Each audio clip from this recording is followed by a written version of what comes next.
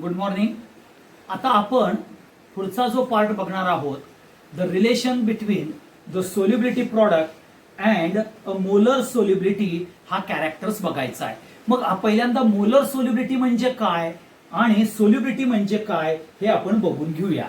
आता molar solubility is nothing but the concentration of an electrolyte expressed in moles per dm cube, okay, in its saturated solution is called as a molar solubility. काय सांगितलं? The concentration of an electrolyte expressed in moles per dm cube in its saturated solution is called as a molar solubility. आणि solubility in grams per dm cube म्हणजे काय? The solubility of an electrolyte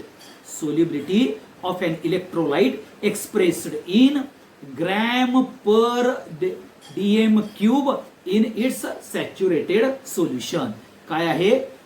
Solubility of an electrolyte expressed in gram per dm cube in its saturated solution.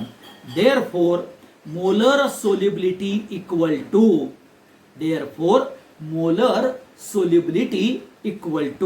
solubility of electrolyte in gram per dm cube. Molar solubility equal to solubility of electrolyte in grams per dm cube divided by molecular mass of an electrolyte. परत एकदा सांगतो, molar solubility is equal to solubility of electrolyte in a gram per dm cube divided by molecular mass of the electrolyte. हे लक्षात ठेवा. ह्या सगळ्यात महत्वाचा आहे molar solubility and solubility in gram per DM cube. Okay. आणि मग आपल्याला ज्यावेळेला रिलेशन बघायचं आहे molar solubility and solubility product sir, तर तुम्हाला माहिती आहे KSP is equal to x raise to x y raise to y आणि s raise to x plus y हे आपल्याला बघायला मिळतं. मग ज्या वेळेला आपण पर्टिक्युलरली जर तुम्ही हा CA3PO4 ट्वाइस हा जर घेतला तर काय येईल?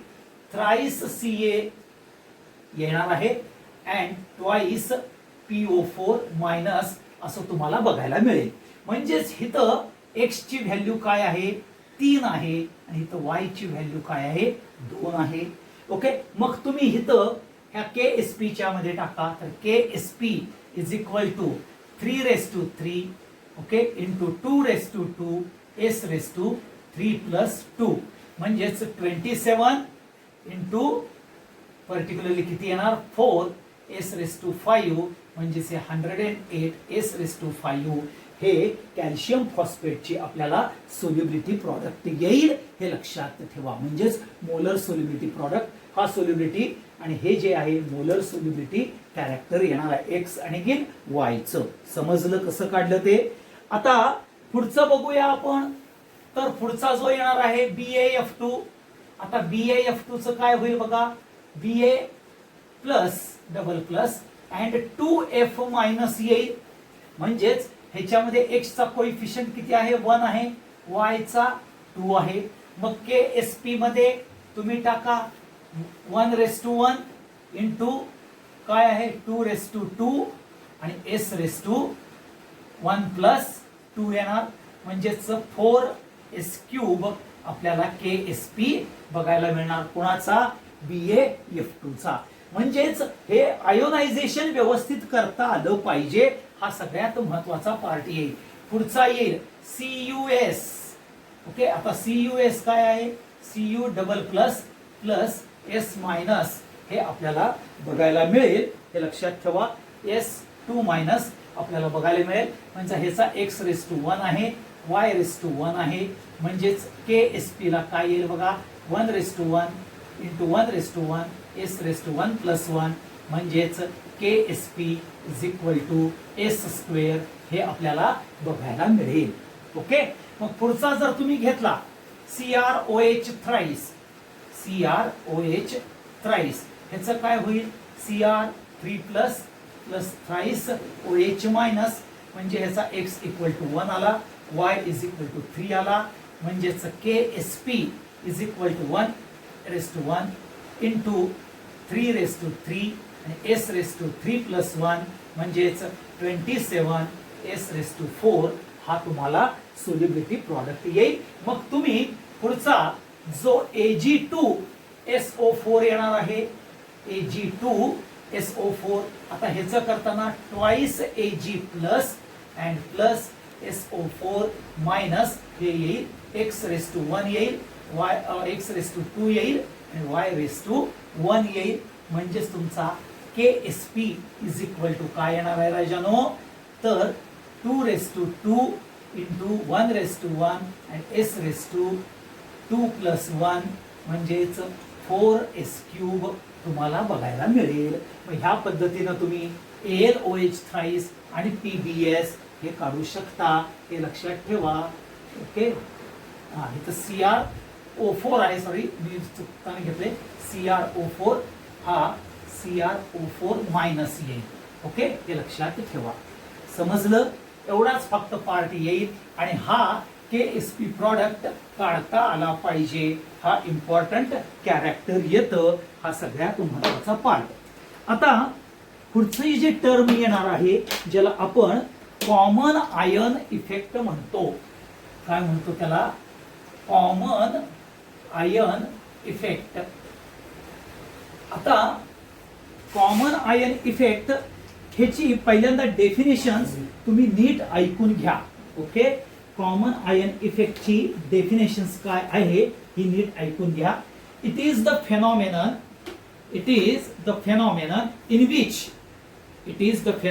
in which the degree of dissociation of a weak electrolyte is suppressed by adding another strong electrolyte. So common ion effect is nothing but, मगाशी मी तुम्हाला सांगितलं की phenomenon in which कुणाचं, the degree of a disassociation of a weak electrolyte, म्हणजेच weak इलेक्ट्रोलाइटचं degree of dissociation is suppressed by a strong electrolyte. कसं? By adding a strong electrolyte which contains a common ion. Okay, म्हणजेच strong electrolyte आणि weak electrolyte मधला जो common ion आहे, okay, त्यातला strong इलेक्ट्रोलाइटचा कॉमन आयन हा वीक इलेक्ट्रोलाइट्सच्या कॉमन आयन्सला सप्रेस करतो. आणि म्हणून कॉमन आयन इफेक्ट म्हणजे काय? Phenomenon in which degree of dissociation of a weak electrolyte is suppressed by adding another strong electrolyte containing common ion is called as common ion effect. मग आता लक्षात घ्या, आता कॉमन आयन इफेक्ट हा जर तुम्ही घेतला तर तुम्हाला NH4OH, ओके, NH4OH हा वीक इलेक्ट्रोलाइट आहे आणि NH4Cl हा जर स्ट्रॉंग इलेक्ट्रोलाइट जर घेतला, strong electrolyte of a strong acid कॅरेक्टरचा जर तुम्ही घेतला तर काय होईल राजानो, हे बघा, हा सगळ्यात महत्वाचा पार्ट आहे. तुम्हाला माहिती आहे की NH4OH हा वीक इलेक्ट्रोलाइट आहे, म्हणजेच NH4 plus and OH minus असं पार्शल डिसअसोसिएशन मध्ये तो जाईल, पार्शल डिसअसोसिएशन मध्ये तो जाईल, हे लक्षात ठेवा. आता ह्याला मी अप्लाय करतो, काय apply a particular law of mass action हा अप्लाय केला. ओके, आणि काय केलं आपल्याला इथं KB is equal to NH4 plus and OH minus divided by NH4OH हे घेतलं आपण. म्हणजेच इथं KB ची व्हॅल्यू ही आपल्याला एक ठराविक कॉन्स्टंट व्हॅल्यू बघायला मिळणार आहे, कुणाची? Weak electrolytes of NH4OH. आता काय केलं मी इथं, NH4Cl strong electrolyte is added in, okay, in weak particularly weak electrolyte मध्ये, okay, weak electrolyte NH4Cl is added in a weak electrolyte NH4OH मध्ये आपण ऍड केलेला आहे. NH4Cl is a strong electrolyte is added in a weak electrolyte NH4OH which contain काय आहे, which contain a NH4 plus common ion. Okay, common ion आहे, ते लक्षात ठेवा. आता NH4Cl स्ट्रॉंग इलेक्ट्रोलाइट आहे, म्हणजेच NH4Cl गेट्स कम्प्लिटली डिसअसोसिएटेड होणार आहे. डिसअसोसिएटेड म्हणजेच NH4Cl equal to NH4 plus and Cl minus, complete dissociation होणार आहे. मग कम्प्लीट डिसअसोसिएशन झाल्यामुळे काय होईल, NH4 प्लस आयन्सचं कॉन्सन्ट्रेशन इन्क्रीज होणार आहे. परंतु सगळ्यात महत्वाचं, as per a Lee-Chatelier principle, this Kb value at equilibrium remains constant. असं आपण म्हणतो. मग ली चॅटलियर प्रिन्सिपल काय सांगतं, केमिकल इक्विलिब्रियम मधलं जर तुमच्या महत्वाचं केमिकल इक्विलिब्रियम जर व्यवस्थित अंडरस्टँड केला असेल तर ते सांगतं की इफ एक्सटर्नल प्रेशर, म्हणजे प्रेशर म्हणजे हे म्हणू नका तुम्ही की टेम्परेचर प्रेशर मधलं नाही, किंवा external characters, okay, is applied और एक्सटर्नल फोर्स इज अप्लाइड. मग तो फोर्स कुठला आहे, टेम्परेचर, प्रेशर और concentration. External force is applied to the equilibrium reaction, then the reaction shifts in a such a way that, or the reaction adjusts in a such a way that the Kb value remains a constant. ती स्वतःच equilibrium reaction काय करते, आपल्याला अशा पद्धतीने adjust करते, shift करते की केबी व्हॅल्यू मध्ये चेंज होत नाही. मग इथं एक्सटर्नली तुम्ही काय केलेलं आहे ऍड, तर NH4Cl ऍड केलेला आहे वीक इलेक्ट्रोलाइट मध्ये, म्हणजेच ज्याच्यामध्ये कॉमन आयन्स आहेत हे ऍड केलेले आहेत. म्हणजेच तुम्हाला त्या कॉमन आयन्सचं कॉन्सन्ट्रेशन वाढलेलं आहे. परंतु ती रिएक्शन कशी आहे, केमिकली इक्विलिब्रियम मध्ये आहे. म्हणजेच external force, external stress applied केलाय इन टर्म्स ऑफ कॉन्सन्ट्रेशन, हे तुम्ही अप्लाय केलाय. म्हणजेच इथं NH4 चं कॉन्सन्ट्रेशन वाढवलेलं आहे. म्हणजेच ती रिएक्शन फॉरवर्ड डायरेक्शन न जास्त जाते, हे लक्षात ठेवा. मग टू ऍडजस्ट केबी व्हॅल्यू ती रिएक्शन काय करते, तर to keep KB value constant according to Le Chatelier principle, ह्यातला जो कॉमन आयन आहे हा NH4 हा OH बरोबर कंबाईन होतो आणि अनडिसअसोसिएटेड मॉलिक्यूल NH4OH म्हणजेच कॉन्सन्ट्रेशन ऑफ NH4OH च इन्क्रीज करतो. म्हणजेच बॅकवर्ड डायरेक्शन रिएक्शन होते आणि बॅकवर्ड डायरेक्शन किंवा बॅकसाइड आपल्याला रिएक्शन्स परफॉर्म होते, जी पर्टिक्युलर फॉरवर्ड डायरेक्शन न जायची ऐवजी ती बॅकवर्ड डायरेक्शन रिएक्शन जाईल, कारण का हा NH4 कंबाईन होणार आहे. मग ह्या जो स्ट्रॉंग इलेक्ट्रोलाइटचा NH4 जो कॉमन आयन आहे ज्याच्यामुळे इन्क्रीज होते, मग हा आयन्स काय करतो, ह्या वीक इलेक्ट्रोलाइटच्या NH4 ला काय करतो, पर्टिक्युलर स्टिम्युलेट करतो, फोर्स करतो to combine with OH and maintain the concentration of NH4OH ions, NH4OH concentration which is undissolved, undissociated molecules concentration वाढवतो. Hence Kb value remains intact. आणि मग हा जो स्ट्रॉंग इलेक्ट्रोलाइटचा NH4 आहे तो सप्रेस कुणाला करतो, तर वीक इलेक्ट्रोलाइटला सप्रेस करतो. ओके, हे लक्षात ठेवा. And that is called as a common ion effect. That is a phenomena in which a degree of a disassociation of a weak electrolyte is suppressed by adding another strong electrolyte. म्हणजे ह्या NH4 ला तो सांगतो combine हो. Okay, कारण का as per the Le Chatelier principle KB value remains a constant. हे लक्षात ठेवा. मग मी पुन्हा एकदा सांगतो ह्यामध्ये काय आहे बघा. आपण सांगितलेलं आहे कन्सिडर, आपण बघितलेलं आहे की डिसअसोसिएशन कोणाचं आहे, NH4OH चं आहे. ओके, त्याच्यामध्ये फॉलोइंग इक्विलिब्रियम एक्झिस्ट होतो जो पार्शियल डिसअसोसिएशनचा दाखवला आहे.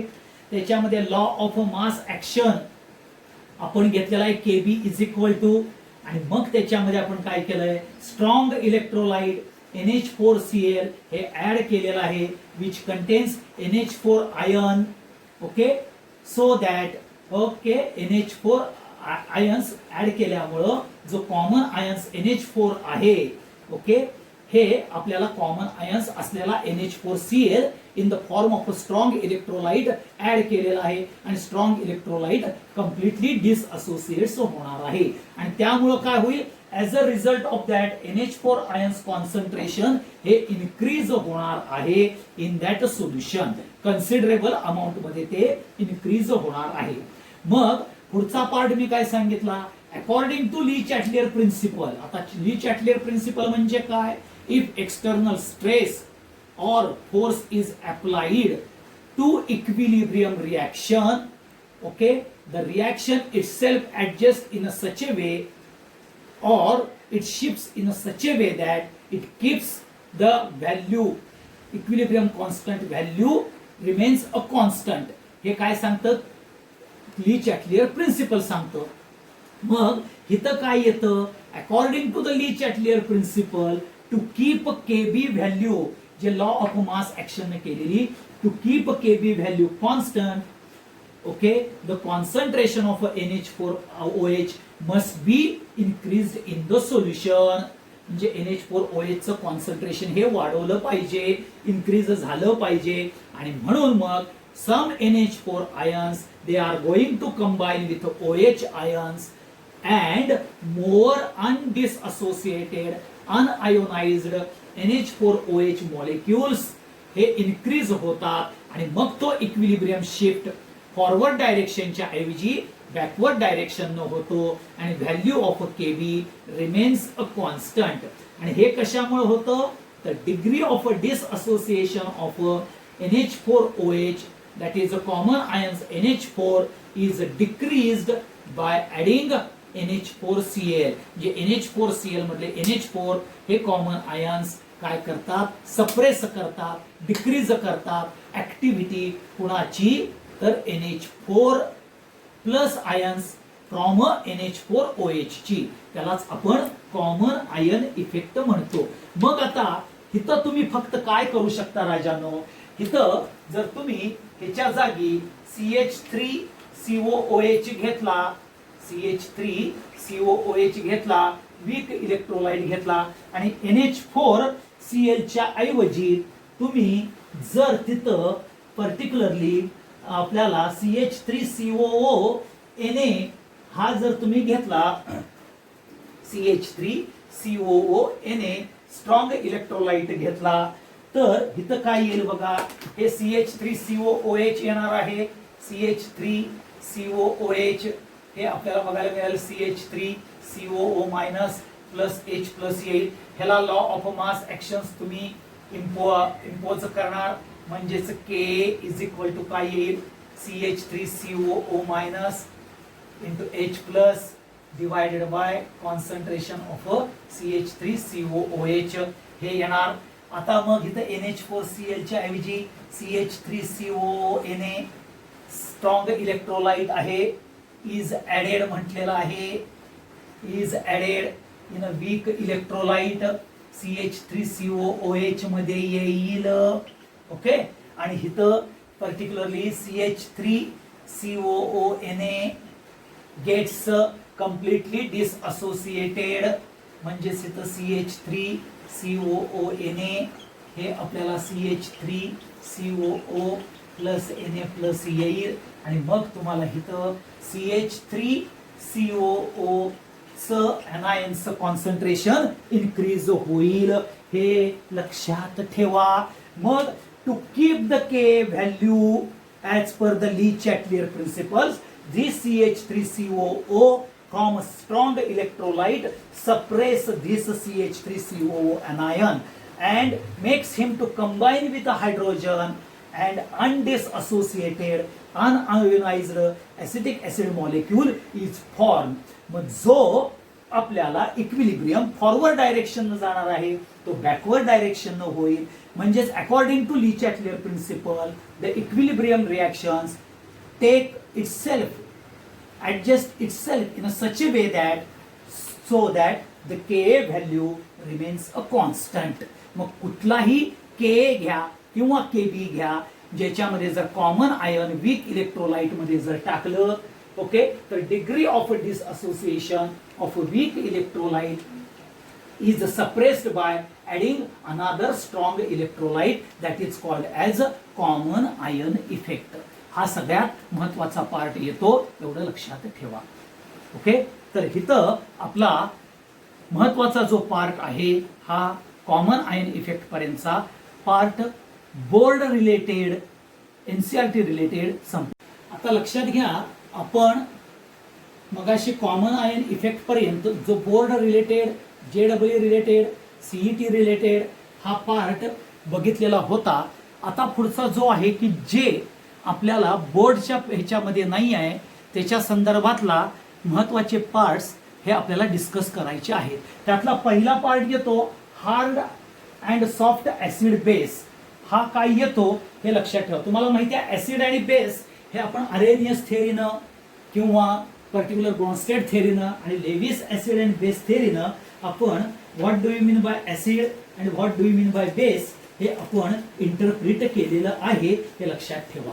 मग आता हार्ड अँड सॉफ्ट ऍसिड म्हणजे काय, तर hard acid is nothing but a small size electron accepting atom. म्हणजेच इलेक्ट्रॉन ऍक्सेप्ट करणारे जे ऍटम आहेत ते स्मॉल साइज आहे. तेच कुठले, हायड्रोजन, Li, Na+, Be2+, हे तुम्हाला बघायला मिळतील. ओके, हे लक्षात ठेवा. आणि सॉफ्ट ऍसिड म्हणजेच काय, ज्यांच्यामध्ये जे ऍक्सेप्ट करणार आहेत इलेक्ट्रॉन त्यांचा साईज हा लार्ज साईज असतो, तो म्हणजेच Pb2+, Cd2+, Pt3+ येऊ शकतो, Hg2+ येऊ शकतो. ओके, हे लक्षात ठेवा. हे आपल्याला सॉफ्ट ऍसिड मध्ये बघायला मिळतात. आता हार्ड बेस म्हणजे काय, जर लेविस बेस असतात, हे हार्ड बेस म्हणजेच हे लेविस बेस असतात, म्हणून मी तिथे Lb लिहिलेलं आहे, जे टाइटली इलेक्ट्रॉन्स होल्ड करतात. मग ते कुठले, H2O, NH3, OH-, F- हे टाइटली होल्ड करतात, त्याला आपण हार्ड बेस म्हणतो. आणि सॉफ्ट बेस म्हणजे जे इलेक्ट्रॉन्स, ज्या बेसमधून इलेक्ट्रॉन्स इझिली रिमूव्ह होतात त्याला आपण सॉफ्ट बेस म्हणतो, हे लक्षात ठेवा. आता इथं hard acid prefers to combine with a hard base and soft acid prefer to combine with a soft base, हे लक्षात ठेवा.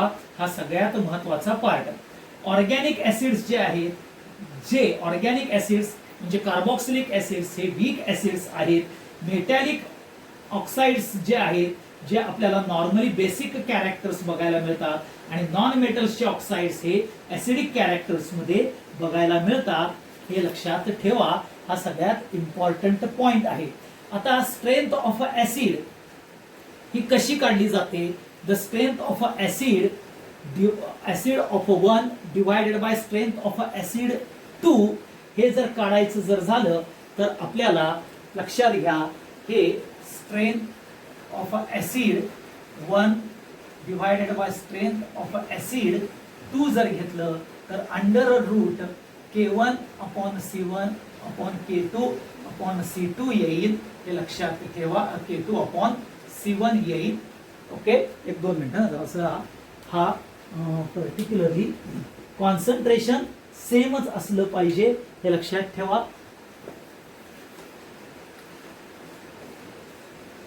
म्हणजे K1/C अंडर रूट हा एकाचा येईल आणि divided by under root K2 upon CA हे CC कॅन्सल होईल म्हणजे under route K1 upon K2 म्हणजेच अल्फा 1 अपॉन अल्फा 2 ह्या पद्धतीने आपल्याला स्ट्रॉंग ऍसिड आणि स्ट्रॉंग बेसचं आपल्याला काय येईल कंपॅरिझन करता येईल. इथं ऍसिडच्या जागी फक्त बेस टाका, बाकीचं सगळं सेम येईल हे लक्षात ठेवा. हा सगळ्यात महत्वाचा पॉइंट येईल.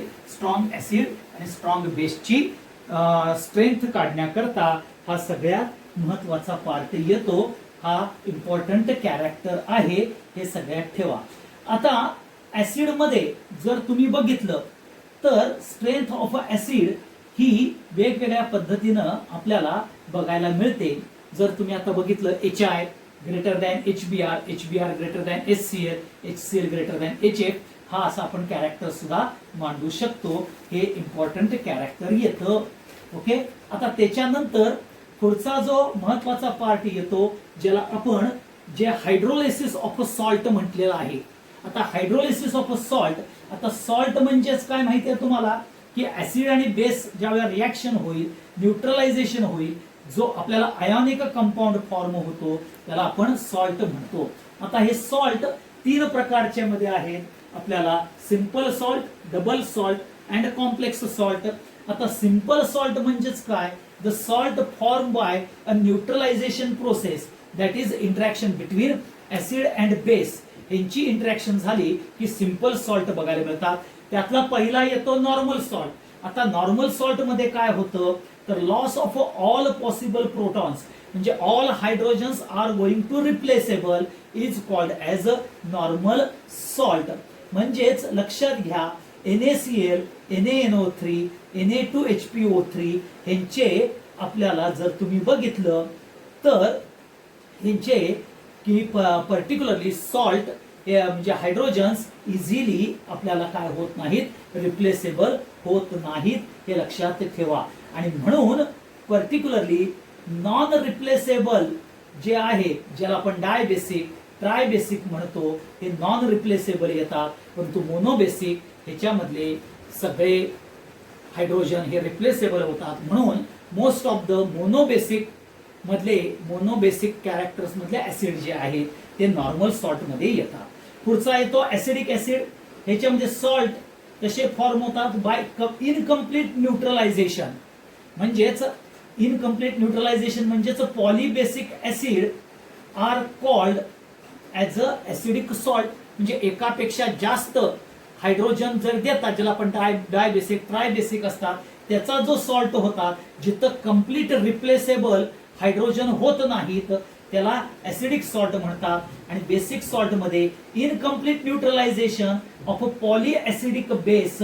ओके, हे लक्षात ठेवा. जिथं हायड्रॉक्सिल ग्रुप ऍज इट इजच राहतात ते कम्प्लीट न्यूट्रलाइज होत नाहीत त्याला आपण बेसिक सॉल्ट म्हणतो हे लक्षात ठेवा. ऍसिडिक सॉल्ट येतं particularly the salt when neutralize by base form a normal salt ज्याच्यामध्ये NaHCO3, NaHSO4 हा पार्ट कॅरेक्टर्स मध्ये येतो हे लक्षात ठेवा. हे सॉल्ट आहेत ऍसिडिक सॉल्टचा पर्टिक्युलरली एक्झाम्पल्स. बेसिक सॉल्टचे कुठले येतात MgOH, FeOH twice, BiOH twice हे सगळे तुम्हाला पॉलीबेसिक कॅरेक्टर्स मध्ये बघायला मिळतात. आता डबल सॉल्ट म्हणजे काय, the addition of a compound. काय आहे addition of a compound formed by a combination of 2 or more simple salt. 2 or more simple salt when they are going to combine and form addition compound is called as a double salt. त्याच्यामध्ये particularly ferrous ammonium sulphate, okay, किंवा potash ॲलम और मोहोर salt हे सगळे double salt मध्ये येतात. आणि हा डबल सॉल्ट आपण कोऑर्डिनेशन केमिस्ट्री मध्ये बघणार आहोत. आता हे जे डबल सॉल्ट जे आहेत हे डिझॉल्व वॉटर मध्ये होतात आणि they are going to dissociates ions which is present in their simple salt. म्हणजे सिंपल सॉल्ट मध्ये जे आहे, कारण का डबल सॉल्ट कसा तयार होतो, it's a combination of a simple salt. पण सिंपल सॉल्ट मधले जे आयन्स आहेत ते आपल्याला डिझॉल्व म्हणजे ज्या वेळेला डबल सॉल्ट डिझॉल्व्ह होतो त्यावेळेला ते आयन्स प्रोड्यूस होतात, हे लक्षात ठेवा. म्हणजेच the solution of a double salt shows the properties of a simple salt present. म्हणजेच constituted elements or constituted ingredients present in a simple salt, they are present in the solution of a double salt, हे लक्षात ठेवा. आता complex salt म्हणजेच काय बघा, the simple salt combine with a molecular compound. Okay, आणि ह्याच्यामध्ये solid state मध्ये आपल्याला ते फाइंड आउट बघायला मिळतात. आणि मग इथं बघितलं FeSO4 प्लस KCN हे दोन्हीही सिंपल सॉल्ट आहेत. ओके, ते कंबाईन होतात. आता ह्यामध्ये काय होतं, जो मॉलिक्युलर कंपाऊंड जो आहे FeSO4 आणि CN हा कॉम्प्लेक्स सॉल्ट तयार होतो, हे लक्षात ठेवा. मॉलिक्युलर कंपाऊंड कुठला आला, KCN आला. FeSO4 काय आला, सिंपल सॉल्ट आला. ह्या दोघांचे मिळून कॉम्बिनेशन आपल्याला कॉम्प्लेक्स सॉल्ट तयार होतो, हे लक्षात ठेवा. त्याच्यानंतर मिक्स्ड सॉल्ट म्हणून पण येतो. तर mixed salt is nothing but a more than one cation और anion when dissolved in water. The salt which gives a more than one cation or one more than one anion is called as mixed salt. आणि मग आपण hydrolysis of salt मध्ये बघितलं की the reaction in which cation or anion or both reacts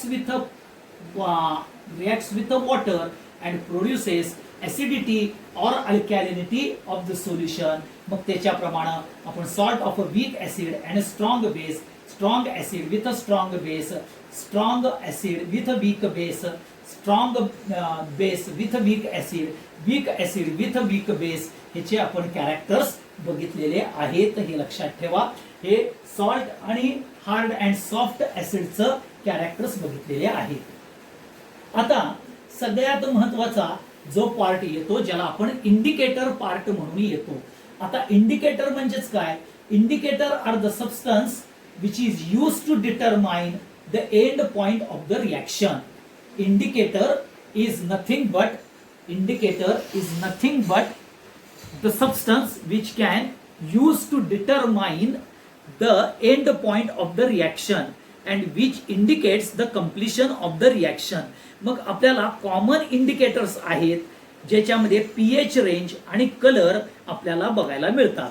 आता थायोमॉल जर असेल तर तो ऍसिड मध्ये रेड कलर देतो, बेस मध्ये येलो कलर देतो सोल्युशन. मिथाइल ऑरेंज असेल तर ऍसिड मध्ये रेड, बेस मध्ये येलो, मिथाइल रेड म्हणजे methyl orange, methyl red, litmus, phenol red, thymol blue, phenolphthalein आणि अलार्झिन येलो हे कॉमन इंडिकेटर्स आहेत आणि त्यांची pH व्हॅल्यू आपल्याला बघायला मिळतं, हे लक्षात ठेवा. मग टाइप्स ऑफ इंडिकेटर्स कुठले येतात, तर ऍसिड बेस इंडिकेटर येतात. आता ऍसिड बेस इंडिकेटर म्हणजेच काय, acid base indicators are the substance which are particularly used in indicators of acid base titrations मध्ये यूज केले जातात. मग ते कुठले कुठले आहेत, तर ब्रोमोथायमॉल ब्ल्यू, फिनॉल्फथेलिन हे आपल्याला बघायला मिळतात. ते strong acid versus strong base असेल तर ब्रोमोथायमॉल आणि फिनॉल्फथेलिन हे इंडिकेटर यूज केले जातात. Strong acid with weak base असेल तर मिथाइल ऑरेंज, मिथाइल रेड केले जातं. Weak acid versus strong base असेल तर फिनॉल्फथेलिन आणि थायमोथॅलिन हे बघितलं जातं. वीक ऍसिड आणि वीक बेस असेल तर फिनॉल रेड हा इंडिकेटर यूज केला जातो, हे लक्षात ठेवा. पुढे ह्याच्यामध्ये रिडॉक्स इंडिकेटर मध्ये येतात. These indicators are used in a redox टायट्रेशन.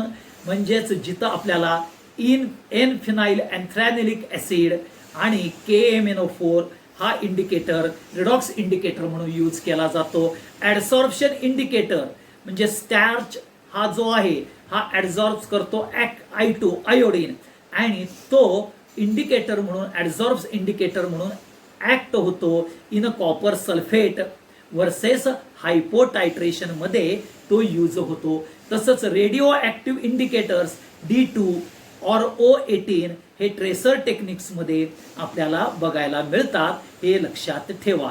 आता ह्याचं इंडिकेटर्सचं कॅरेक्टर हे तुम्हाला मी पर्टिक्युलरली हा इंडिकेटर्सचा कॅरेक्टरचा पार्ट पाठवून देतोय ह्याच्या बरोबरीनच.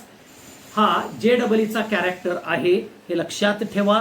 ह्यामध्ये महत्वाचा पार्ट इंडिकेटर्स, कुठले कुठले इंडिकेटर्स आहेत, कुठले कुठले त्याचे pH व्हॅल्यूज आहेत ते बघा. इंडिकेटर्स हे ऍसिड आणि बेस कॅरेक्टर्स डेव्हलप आणि बायफर्गेट करण्याकरता आणि सिमिलरली कुठल्या कुठल्या म्हणजे strong acid, strong base, weak acid, strong base ह्याच्याकरता कुठले कुठले यूज केले जाऊ शकतात, हे JEE आणि नीटला हे कॅरेक्टर्स पण यूज केले जातात, हे लक्षात ठेवा. हा सगळ्यात इम्पॉर्टंट पार्ट येतो, हा महत्वाचा पार्ट येतो, लक्षात ठेवा, पर्टिक्युलरली इंडिकेटर्सच्या दृष्टिकोनातून. ओके. आणि ह्यामध्ये सगळ्यात महत्वाचा जो पार्ट आहे तो हा. ओके. हे जे फ्यू पॉइंट्स आहेत, हे फ्यू पॉइंट्स जाता जाता तुम्ही फक्त JEE नीट कॅरेक्टर्सच्या मुलांनी हे बघून ठेवायचे आहेत. ओके. आणि इथं आपला JEE नीट CET ह्यातला थेरॉटिकल पार्ट हा आपल्याला पर्टिक्युलरली संपलेला आहे.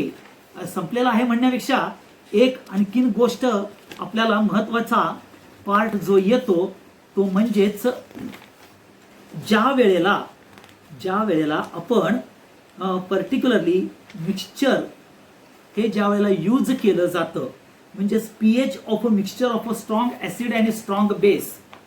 ओके.